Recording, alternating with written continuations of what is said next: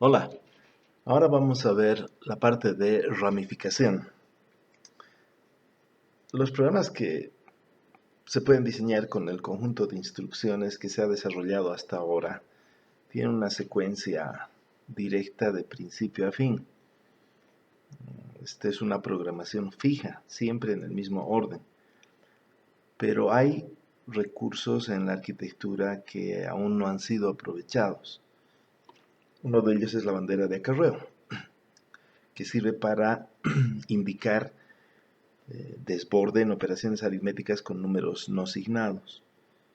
Entonces surge la necesidad de establecer actividades diferentes en el desarrollo de un programa en caso de que el acarreo sea 1 y en caso de que el acarreo sea 0.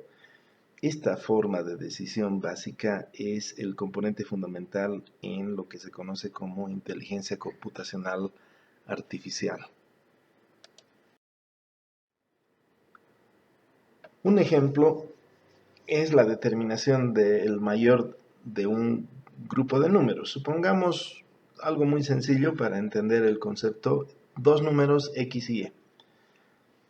Un algoritmo básico de búsqueda del número mayor se inicia con la comparación. Vamos a poner un remarcador aquí. Con la comparación de dos números X y Y. Entonces aquí viene la decisión. Si X es mayor que Y, entonces X se asigna a una variable llamada max, que va a contener el mayor de ambos. Si por el contrario no lo es, entonces a max se le asigna el valor de Y. Al final de cada caso se muestra la información y se finaliza el programa. La manera de implementar el flujo de decisión en un programa consiste en un mecanismo que permita modificar la secuencia típica de un programa, es decir, la decisión debe provocar que el proceso continúe en la siguiente instrucción, que es la que sigue a la instrucción de decisión, o por el contrario que continúe en otra no adyacente. Entonces el mecanismo para implementar esto consiste en alterar la secuencia natural incremental del puntero de instrucciones mediante una carga de valor inicial en el contador.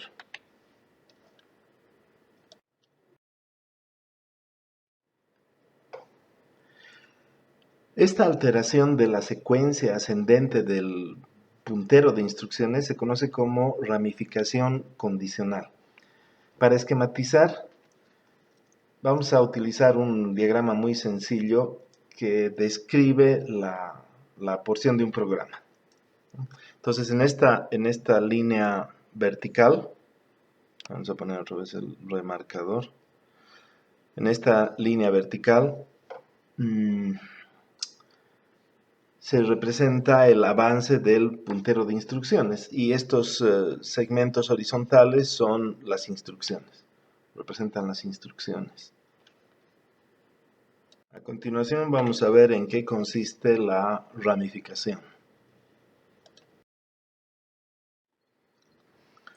En esta figura se tiene un programa esquematizado, como se había explicado, y a continuación aparece la instrucción de decisión, una operación de decisión. Okay. Si la condición evaluada resulta ser falsa, la evaluación es falsa, entonces se continúa con la siguiente instrucción a la operación de decisión, esa que está marcada en rojo, y las instrucciones que le siguen. Si se cumple la condición evaluada en la operación de decisión, entonces se produce lo que se llama un salto o una ramificación. Entonces la instrucción siguiente a ser ejecutada está remarcada en azul. Y eso ocurre si la condición es verdadera. Reitero, si la condición no es verdadera, si la condición es falsa, entonces no se produce el salto y se continúa con la siguiente instrucción, como se ve ahí en la marcada en rojo. El efecto lógico de la ramificación se muestra en esta figura. La instrucción de decisión, vamos a remarcar también esto,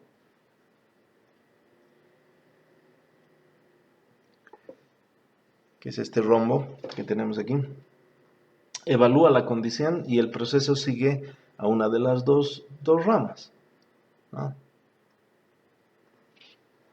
Por ejemplo, por la izquierda, si es que la condición evaluada es verdadera, y por la derecha, si la condición es falsa. Este diagrama es más adecuado para describir la ramificación. Entonces hay que crear una nueva instrucción que cumple esa operación. Entonces la nueva instrucción sería ramificar si existe acarreo o saltar si C es 1. Con el fin de emplear nuestras abreviaturas mnemónicas típicas que resulten familiares y fáciles de recordar, se va a utilizar el sinónimo de salto, que es brincar. Entonces la nueva instrucción se va a llamar brincar si C es 1. Una abreviatura, la voy a escribir aquí, adecuada es BRC. BRC, que quiere decir brincar si C es 1. Entonces BRC necesita un argumento que es la dirección de destino, ¿no? Es una dirección de la memoria de programa, la dirección de destino. Vamos a ver la implementación.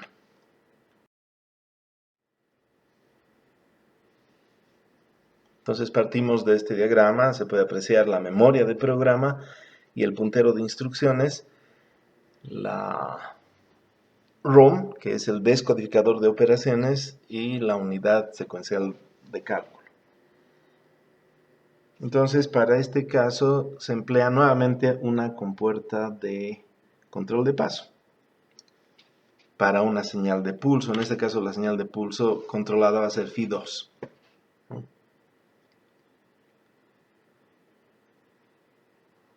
Las señales habilitantes son dos.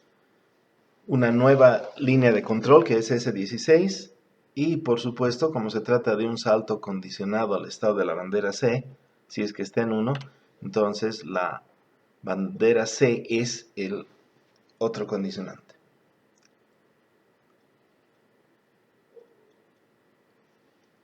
Ok.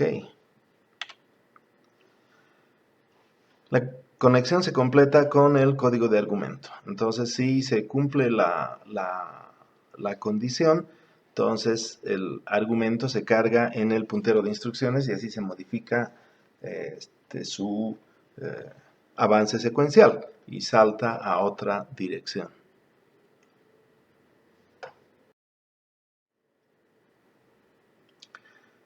Bueno, ya le hemos escogido un nombre a la instrucción, BRC. El argumento es una dirección de la memoria de programa. Y bueno, aquí en la palabra de control ya tenemos un nuevo componente que es la señal S16, que para esta instrucción está en 1. Quiere decir que para las demás instrucciones S16 tiene que estar en 0. Entonces, el bit S16 es para habilitar la operación BRC. El bit S15 habilita a Phi2. Recuerden que S15 es la señal de control para la instrucción alto. En todas las instrucciones esta señal está en 1, excepto en la instrucción alto, que está en 0. S14 es el MUX de la entrada B a la ALU, entonces no interesa, no hay ninguna operación con la ALU. Tampoco hay escritura en memoria. Como no hay operaciones en la ALU, entonces no se actualizan las banderas y por supuesto los controles de paso respectivos deben estar en 0, ya que no interesa su valor. Al igual que en el caso de la instrucción alto, no debe producirse ningún cambio en el acumulador, pero el pulso Fi1 sigue actuando. Por tanto, en la unidad básica de cálculo se elige la operación o se habilita la operación leer A. Eso hace que no haya ningún cambio en el sistema.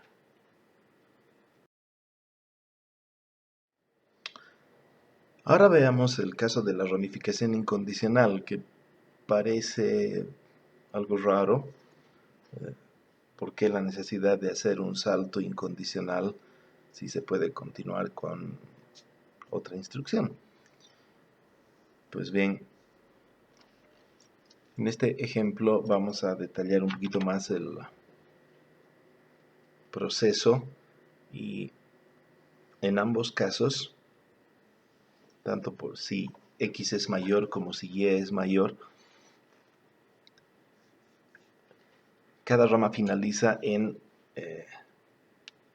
la misma actividad, es decir, mostrar el máximo y finalizar el programa.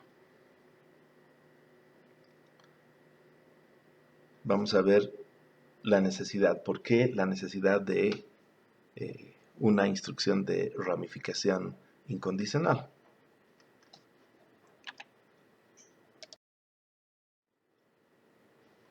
Este código.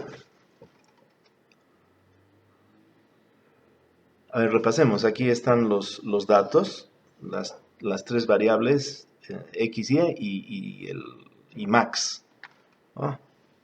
El registro para el mayor de ambos.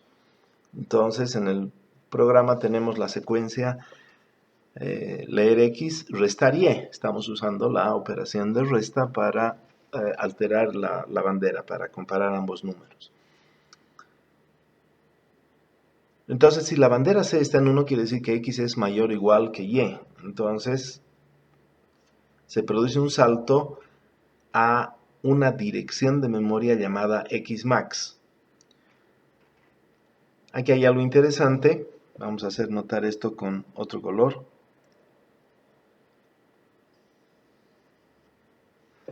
Xmax es el nombre simbólico de la dirección donde se va a producir el salto. Y aquí aparece una nueva directiva que es 2 puntos. Entonces, este nombre simbólico seguido de 2 puntos representa una etiqueta, es lo que se llama una etiqueta, o un rótulo. Es como un letrero que marca la dirección donde se va a producir el salto de cumplirse la condición.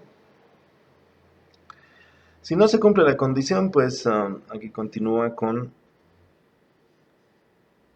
LDA-Y. Eso quiere decir que no se ha cumplido la condición, por lo tanto Y es el mayor. Y se almacena esa información en la variable max y luego se detiene el programa. En caso de haberse producido el salto, entonces se lee la variable x, ya que x es mayor que y, se almacena en max y se detiene el programa. Entonces lo que está remarcado en amarillo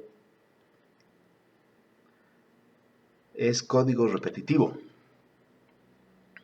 En este ejemplo es un código muy cortito, pero podía ser más largo, podría ser más abultado el código. Entonces es digamos, una redundancia que no vale la pena, es un mal uso de la memoria. Entonces la solución es ir por este lado. Miren, como ese procedimiento de mostrar el máximo y finalizar el programa, detener el programa, es común a ambas ramas, entonces la vamos a volver una sola. Algo interesante que se hace notar aquí es, en este diagrama, para facilitar la indicación de hacia dónde queda el salto, entonces se coloca la etiqueta en el mismo diagrama de flujo en la rama en la que se produce el salto. Esto quiere decir que si no se produce el salto, la instrucción siguiente a la operación de decisión es esta. Muy bien. Ahora, si se produce el salto, aquí tenemos este camino hasta finalizar el programa. Si no se produce el salto inicial, entonces este es el otro camino. Pero ahora bien, ¿cómo se comparte este procedimiento? Mediante otro salto, esta vez un salto incondicional. Para eso se utiliza otra etiqueta y se coloca en el lado de la rama que interesa, ¿no? Es un salto a la salida, es decir, mostrar el mayor y finalizar el programa. El código. Entonces ya se observa que no hay un código repetitivo. Toda esta parte es lo que teníamos antes. Sin embargo, en lugar de repetir el código en esta parte, a continuación de LDAY, se ha colocado un salto incondicional hacia la salida. Entonces lo que está remarcado en amarillo es el procedimiento común a ambos casos. En el caso de que X sea el máximo, entonces se produce este salto de aquí.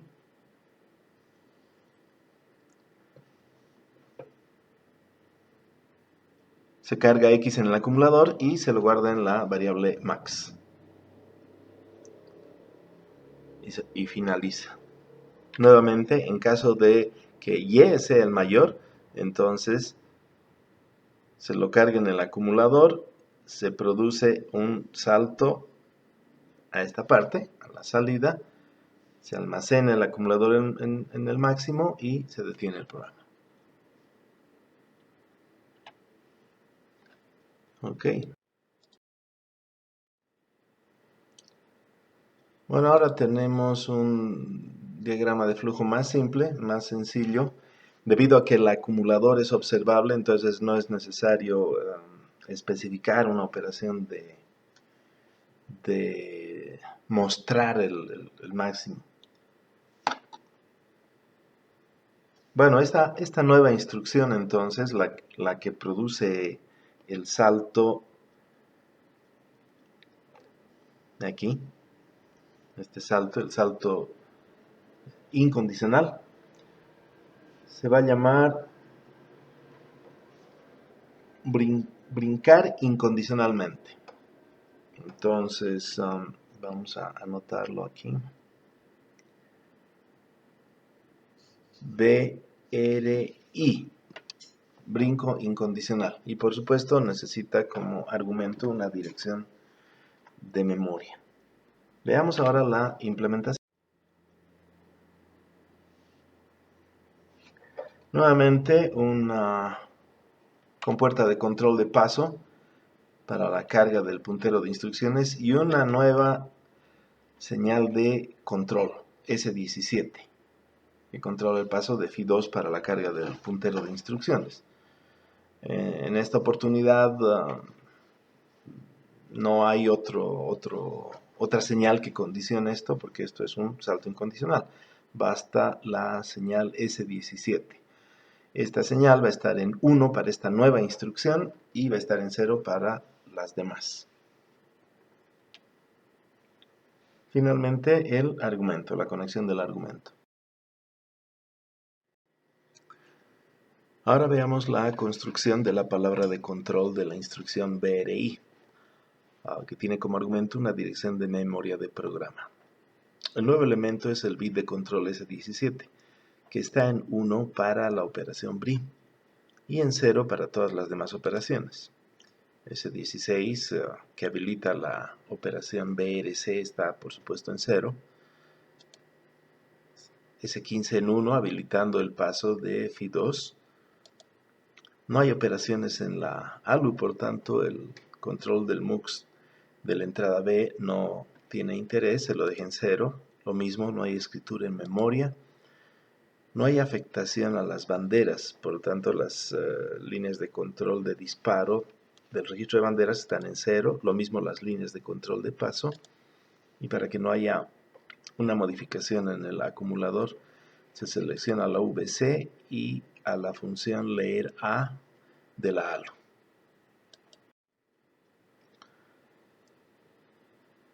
Bueno, ya tenemos dos implementaciones para estas dos nuevas instrucciones, salto condicionado a C y salto incondicional.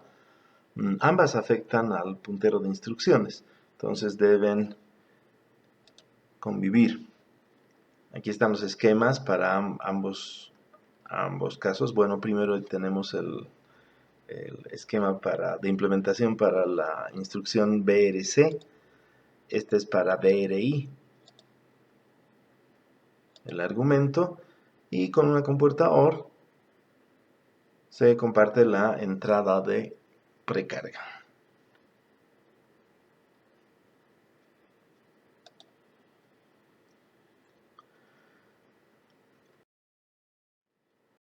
Bueno, la nueva tabla del conjunto de instrucciones está aquí a la vista. Entonces nos quedaban dos códigos libres. Vamos a remarcarlos.